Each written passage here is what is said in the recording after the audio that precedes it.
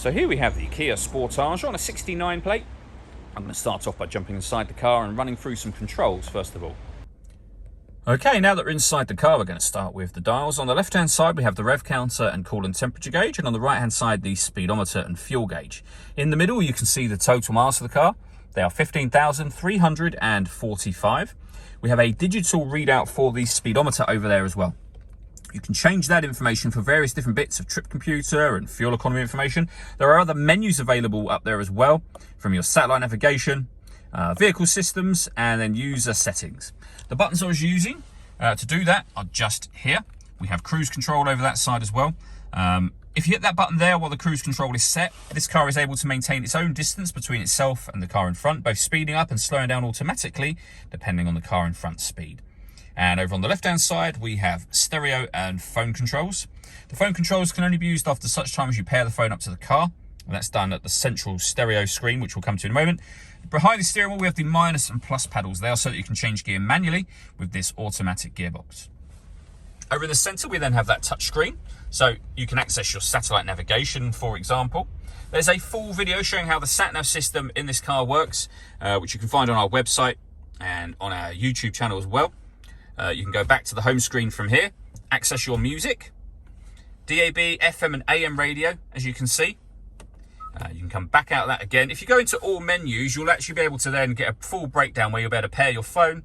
You can access Android Auto or Apple CarPlay, depending on the phone you have. You can access your radio as well, and navigation settings, all from up here.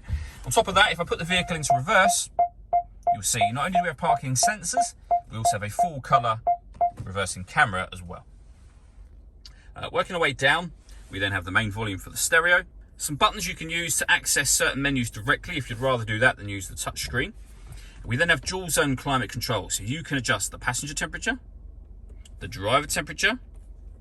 You can increase and decrease the fan speed, determine what direction you like the air to be distributed in, and then that button will turn your air conditioning on.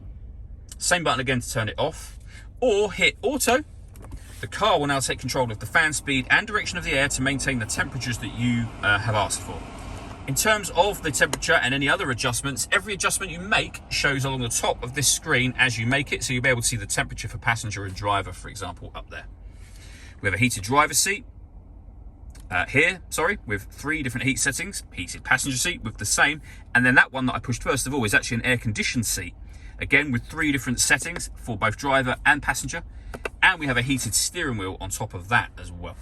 We have 2 12-volt charging sockets, USB input just there as well, the gear lever for the fully automatic gearbox. If I move that out the way, wireless phone charging here as well. On top of all of that, we have these buttons here so that you can turn the parking sensors on and off. You can change the camera view. We've got an electronic handbrake with auto hold function. We can turn on the downhill brake control if you know you're going to take the car off-road. We can also lock the 4-wheel drive, or not, as the case may be, and change the driving mode for the car. So up here you can see it says Sport. You can put it back to normal. It'll also show you if you've locked the all-wheel drive or not, and turned on downhill brake control. All that leaves me to say is thank you for taking the time to watch this video. If you'd like to come and see the car in person and have a test drive, please feel free to call any of our MJA sites. We'd love to hear from you soon.